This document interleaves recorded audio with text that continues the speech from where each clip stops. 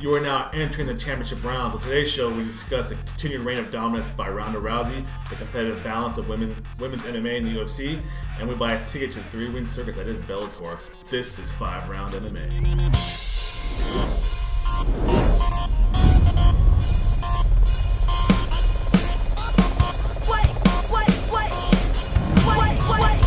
Hello, welcome. My name is Alex Ramirez. Alongside me is Albert Cita and Guillermo Cita. Ladies and gentlemen, how you guys doing? I'm doing pretty well. Huh? Like I said, ladies. Ladies and gentlemen, I'm meant as a whole. Intros and greeting. Guillermo looks a little tired, a little partying hard. A little party hard. Ronda Rousey, you big that big Ronda Rousey? I was being rowdy all night. All I gotta say is I was up all night partying with Ronda Rousey on WoW. On WoW? Because I found out she was a WoW player. So just right now? I'm lying, but she is online, guys. So. All right, before we get started, I want to take care of a little business. Today's show is brought to you by our fine line of sponsors. First off, with Rock and Green eco-friendly cleaning products. I couldn't tell. 5 Rounds clothing line, and of course the RMA Foundation. So, gentlemen, UFC 184 is history. The main event ended in 14 seconds. Some say it's 13, some say it's 12, but I guess the official clock is 14 seconds. I kid you not. The fight was about to start. I looked down on my phone, and it's over. I made the mistake of it's funny, checking some text messages. We're talking about how mad would the fans be being there, to see Ronda Rousey, but only being able to see 14 seconds of her. Yeah, I know. All this hype and everything. But just give me your opinion of Ronda Rousey in the main event in a simple phrase, Guillermo. Dominant. Oh my goodness. Albert? I wish I could think of a good phrase, but I really can't. I mean, I don't want to take anything away from Ronda, but I think it was more Kat Zingano. So yeah, that's the next question. What in the world was Kat Zingano thinking? I think she was trying to be surprised, or she's trying to surprise Ronda Rousey. To be honest, I think she was by bull rushing. Yeah. I mean, it kind of worked for Brock Lesnar on Cain Velasquez. Did it work? Did it really work? He got He has a scar in his face that shows that it didn't work. Okay, yeah. it didn't work, but those 30 seconds, it was really like, hey, where the heck did this bull come from? The only logic I can think of is the whole, remember when John Bone Jones went for the takedown on Chael Sonnen? Oh, yeah. Almost like, if I put them where they think they're the strongest, but technically that's like, that might be their weak point. Yeah. And I think she might have thought the same thing as John Jones, like, if I put Chael Sonnen on his back, he gets so uncomfortable I can win the fight. Yeah. I think they just, Kat Zingano just overestimated. So next to Ronda Rousey is, I guess people are comparing her now on Twitter and saying she's Mike Tyson now. So is she on that level, Mike Tyson level yet? I mean, in the women's division, who else is there? I mean, you can talk about the other earlier fight, Rocky versus Holly Holm. I just don't see that. Even Chris Cyborg fought earlier that day. Yeah, and I just don't see that. Before we were discussing how. Hold on. What the hell is it? Start. You wants to repeat his whole shit. Yeah. So what should the start up with the? Yeah. What was the last thing? The last question you asked? Mike Tyson. Okay.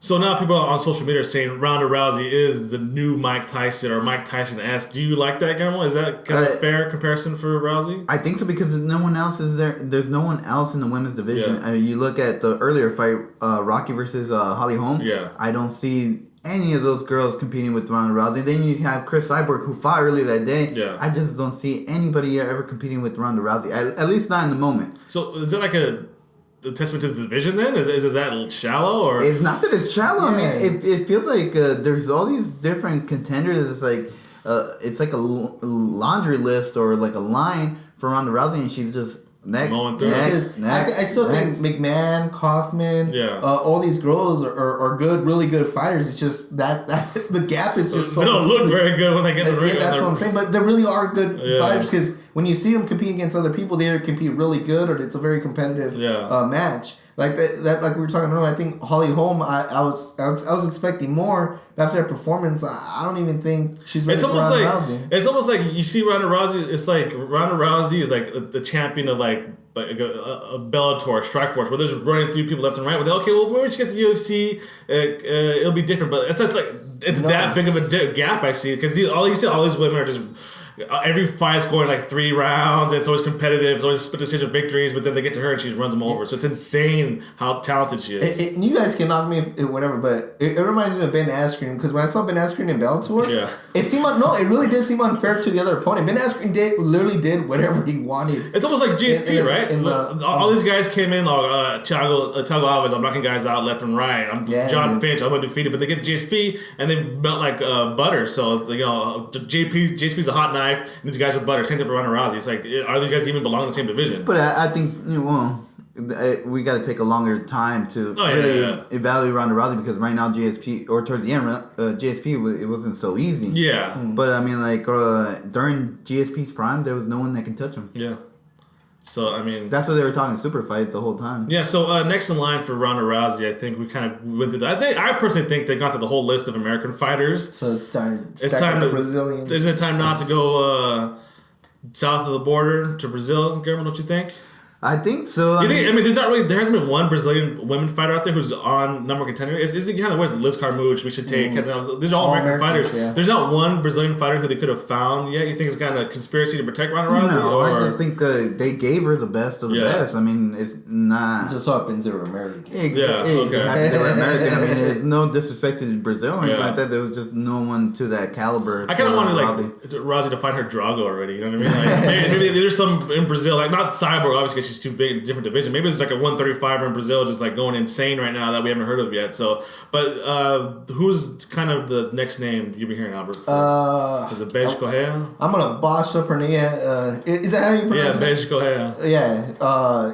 She's been calling out the 4 horsewomen. Yeah, she's the one who she's defeated them all. Yeah. So as being the leader of the 4 horsewomen, she needs a step. It's a good story, and I really do think she's probably the one up next. People are already throwing Cyborg out, but I'm pretty sure Cyborg is way over here in the right field. So I'm pretty sure that's the next matchup. Yeah, I don't want to just create a 145 division, right? Just bring Cyborg in. I mean, what's the... Yeah. I mean, that's all. What's the big deal? I think they're not going to face each other. I don't think it's going to happen. It doesn't seem like it's going to happen. I think next Ronda Rousey says she's going to film a movie first, and then we'll come back into the drawing board. What was kind of sad, though, was Kat Zingano asking Dana White, what do we got to do to get her again? I mean, like, because obviously your game plan was horrible, so I don't think you do deserve to get another shot. And then Ronda Rousey also offer a rematch. Yeah, you know it's bad when your opponent's like, you know what, I'll give you a rematch because like I knew you messed up there. Let's do it again. Maybe I'll beat you in 30 seconds this time. So other UFC 184 highlights for you guys. Josh Koscheck being foamed at the mouth. Yeah, that was horrible. That was really bad. I mean, it's funny how he tried to escape that, but I mean, it was just no escape once he was locked in. Yeah. He locked that in. But it just, I mean, I was never a Josh Koscheck fan. Yes, you were. You have a picture with him. You met him at one of the Bellator fights. Just because me and Josh Koscheck mingle every now and then doesn't mean I was a fan. I think your definition of mingle is way off. But it sucks that that's the way he's going to go out. I don't see him. I just don't see it. Ever since he left AKA, I didn't see the motivation. I didn't see the. I think. Well, as of right now, hunger. It's just him and Diego, right? As far as the original cast are still active. Yeah. And after this, it's just. And I think him and Mark Muniz, who also was in the car. Yeah. They do not look like their old selves. I mean, most picked, by the way. Yeah, it seemed like their reactions are different. The way they move. After Mark Muniz's run, I really thought he was like dominant for like 3 fights. Yeah, let's get. I think this isn't like a big fight or anything like that because it shows that Mark Muniz isn't. I just think it's just a testament of that the mouse has caught on to these fighters. Yeah, that too. I think that I don't know about Josh Koscheck how good he is a coach, but Mark Muniz just. I think Daniel Cormier said he has like a successful wrestling camp. His gym is very successful. He has a beautiful family. Every time we just hang it up. The rain facility that he's out of, it's always packed. Also, you guys seem to be overlooking El Kukui, Tony Ferguson, first round choke with his former coach of Tough, Brock Lesnar. Wish him good luck before he heads up. You guys see that video? No, that was pretty cool. He's kind of Tony Ferguson's like jumping around, getting ready to be introduced to the crowd, and then Brock Lesnar comes from behind him. They hug each other, and he goes out. Oh, really? Y'all know he did win that. Oh, I did see Brock Lesnar right there mingling. Yeah, so kind of the other big news from Ronda Rousey is that Brock Lesnar was in the crowd at UFC 184. It was in LA, so a lot of stars were there. I think. He couldn't make it. he left Raw early, so he had plenty of time.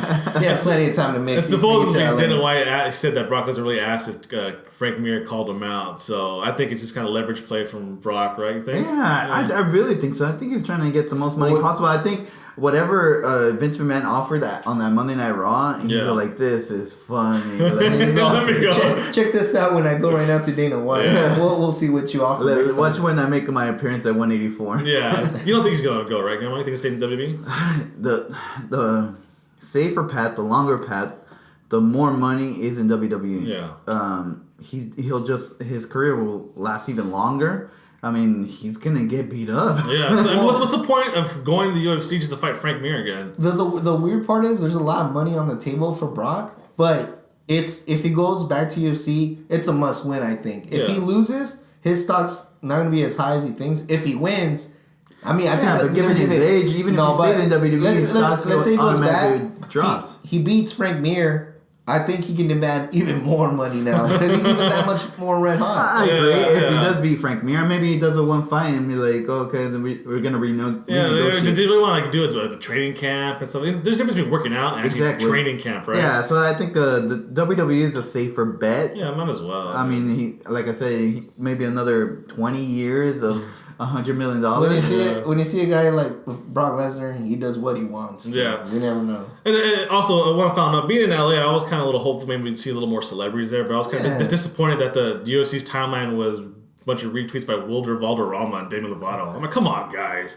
Well, come on, Wilder Valderrama. I saw Mark Wahlberg there. I know, but like, we could get more celebrity tweets than that. Oh, okay. That's Wilder Valderrama. You even think they should really center the star power as far as promotion. Like, Ronda Rousey is one of you guys. She's also a film star. You know, I just thought they could have done more. She's early in the movie. If this was WWE, you would have had Mike Tyson tweeting. You would have had everybody. You would have had Will Smith as a guest timekeeper and the guest ring announcer. All out. I think they took a picture too. Like, Keanu Reeves would have been tweeting this out too. Here's Ronda Rousey talking with Jada Pinkett Smith afterwards. Well, Jada Pinkett Smith. I mean, come on. Yeah, could get Will Smith. Could get Willow Smith or Jaden Smith. Not a bigger deal. And you know what's funny? Will Smith actually trains MMA, so it would make perfect sense to have Will Smith. How the heck do you know that? I don't know. How do you do that? I got inside people. Anyways, I'm just saying retweets by Wilder Valderrama isn't really doing it for me. So back to Tony Ferguson. I just think it's time. El Cucuy, man. El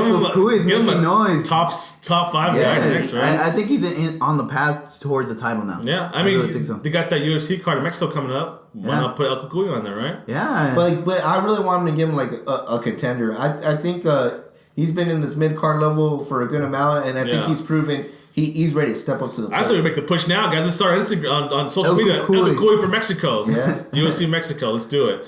So stick around. Coming up next, I want to talk about the Bellator's game plan and what they're up to, and if you guys have any idea at all. So stick around, guys. Please visit FiveRoundMMA.com on our social media on Twitter, Facebook, and Instagram. FiveRoundMMA.com. Welcome back. I'm going to ask you guys a question. Were you guys a fan of the circus growing up? No, actually, no. Clowns, elephants. I was more scared of the circus than anything else. Clowns. It's not. Yeah, it's not that I had a fear of clowns. It's just I would go to the circus. I was like, all these clowns everywhere. What's going on? I went to the circus once growing up. Yeah, so we were not fans. So I'm used to now because Bellator MMA is starting to become a circus now. They announced last week that Ken Shamrock and Kimbo Slice are going to actually fight on TV under the Bellator banner in a Bellator cage. When is the date, Albert?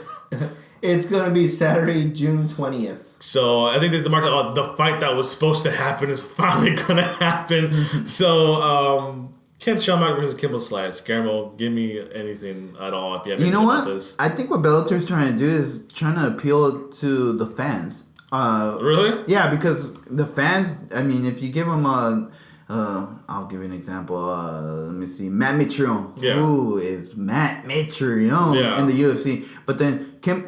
it's funny because yesterday I was at a party. Yeah. And like Guillermo, did you hear Kimbo Slice versus Ken Shamrock? So there is that guy, right? And I was like, no way. Well, I knew about it, but I was like, no way that, people are already talking about this.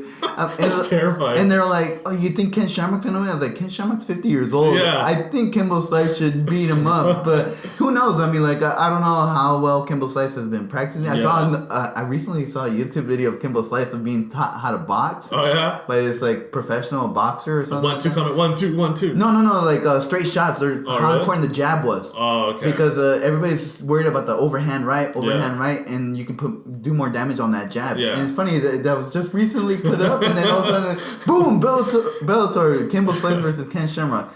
So, but I really, really, really think that Bellator is more of like, what do you guys want to see that we can produce for you guys? Yeah, that's true. I guess it is kind of a way for the fan. I mean, like, but be realistic. We don't have GSP. We don't have Anderson Silva. We have Kimbo Slice and Ken Shamrock. So but whatever you guys want to see, we'll try to make it happen. This kind of harks back to the whole Ortiz versus Bonner out of nowhere, and then before that, Ortiz versus Rampage. And then, like, there's also rumors of Scott Coker trying to get Fido out of retirement. So, Albert, do you like this direction Bellator's going? I mean, because it went from under the reign of Gordon Redney, it was like, this is the toughest tournament in sports. Our fighters actually earn their title shot. We have a card every week. This is the true way to find a number one contender, and the champion, no ducking champions here to now. Like, oh well, let's just throw Kimbo Slice and Fedor together, or like or Ortiz gonna fight our middleweight champion for no reason whatsoever. I'm kind of speechless when I think about it. Yeah, because there's a part inside me that's like, yeah, let's see it. Yeah, you want to see it, Let's right? see Ken Shamrock, Kimbo Slice, but at the same time, there's a part of me just shaking my head like, how is this better than how it used to be? I mean, like you said, before I actually respect Bellator a lot that they had this tournament mode, whatever, and then now it's kind of like, we're just gonna make freak show matches. Like you said, like the other day, King Mo fought Czech Congo in heavyweight. Yeah. Because that makes sense, right, guys? Let's put King Mo, one of your red hot light heavyweights, against a heavyweight King Mo. Did he won, right, too? Yeah, but keep in mind, if King Mo were to lose... If you think about it, back in when they had Pride, I mean, like, if people were... There wasn't like... Pride did have some freak shows, too, right? Homeman, versus... Not necessarily, but that's how they created stars, though. I mean, like, you had Shogun Rua fighting against heavyweights. You had, all these men. But these guys were young, hungry, up and coming. So I think that they're trying to get the same approach. Hey, whoever you guys want, call them out. Yeah. If you guys really want to prove that you're the best here, do it. Well, as long as... If they embrace this... Yeah. Then I have no problem with that. I mean, if they're like, you know what, this is what we are. We're gonna give you. What do you want? You want to see a freaking? It reminded me like Bigfoot Silva versus I was watching an actual Bigfoot. I was actually watching at the casino. It did remind me of Pride a little bit. Even like the big time entrances. They're coming out and then like on top of the cake. All that showmanship. I mean, I guess it was what's his name? Oh man, he fought in Pride too. When I first started watching it, Bellator on Friday night. Oh yeah, was the British invasion, right? It was the British invasion with the long braids or long dreads. Oh, I didn't see it. He beat Minotauro Nogueira in Pride. Oh, Sokoju. Oh yeah, he's there. Yeah, Sokoju was there, and I was like, he lost too. He got dominated. But the point is that it reminded me of Pride. Yeah. I think they're taking steps towards becoming the American Pride. Yeah, I think it's a good point like that, and like. I guess these type of matches and like the whole like over the top, it does like give the appearance that there's no red tape there. Like honestly, we'll put the best fight possible. I mean, like when you see guys fighting for a number one contender spot, what do I gotta do? What I gotta do? For Bellator, you're not gonna nothing, man. Just show up. We'll put you in the card. Yeah. So this kind of got me thinking about like what other crazy fights you guys want to see in Bellator, like over the top. Let's do it. Steven Seagal versus Jean-Claude Van Damme. I like it. I like it. Make it happen.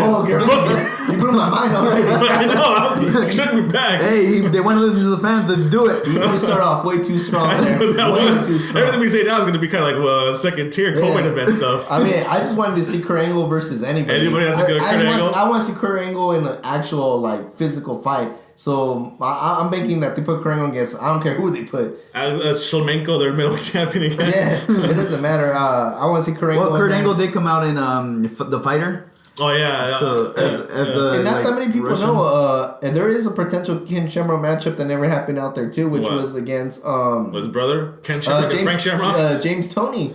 Oh yeah. James Toney and him got into a little altercation. They were supposed to fight. I'm gonna see that fight James too. Toney versus Ken Shamrock. How about I might as well just bring in Fallon Fox, remember the transgender fighter? Oh, there you go. Have her fight a male fighter. Might as well. All I hear is, at least Ken Shamrock has a home. He's not street fighting from what I heard reports. Really. Bare knuckle and at least he'll be under a sanctioned commission. Yeah. How about just bring the WWE's Big Show? Have him get face off against two lightweight fighters. Big Show. There's rumors that Big Show and Great Khali fought once, and that it pretty much turned into a slap fest. Great Khali slapping Big Show while he was on top of him. So I would like to see Great Khali and Big Show too in Bellator. Just put, like I said, Bobby Lashley maybe against Kurt Angle. Who cares? Embrace it, right? Yeah, but if that's the approach they're going for, embrace. Yes, I agree. And listen to the fans. If that, it sounds like that's what they're doing. This is a business plan, right? So get Kurt Angle Bellator. Yeah. It just sounds like now people are talking about Bellator just a little bit. Even if it's kind of like, what are they doing? No matter if it's negative or positive, it's that they're talking about Bellator is always a good thing, because World Series of Fighting just like disappeared from the face of the planet. And the media is good media, right? Yeah. So I mean, like it's kind of like it's we're taking a segment just to talk about Bellator. Yeah, this is a bad example. Yeah. I mean, like, you see a car crash, people slow down to watch it, right? There you go. So, how it is. I want to watch it. We're rubbernecking right now. Yeah, exactly. So that is it for today. UFC 184, Ronda Rousey, Bellator, all this good stuff. Again, make sure to follow us on Twitter. If anybody has during Instagram, if anybody has like these fantasy matchups, let us know. Let us know. And hashtag Bellator. Let's see if they listen. So again, make sure to follow us on Twitter and Instagram at FiveRoundMMA. Subscribe to us on iTunes, YouTube, and Podomatic. And always check us out now on SpectrumVideo.com. That's a sports, entertainment, lifestyle, web magazine, web.com magazine type of things. And again, thanks for listening. Albert, take us away. I'd like to thank our executive producer, Guillermo Cita. I'd like to thank everybody for listening. That's it. Yeah, hopefully Jason Hendricks, maybe you can get a fight in Bellator. Oh yeah, cream of the crop.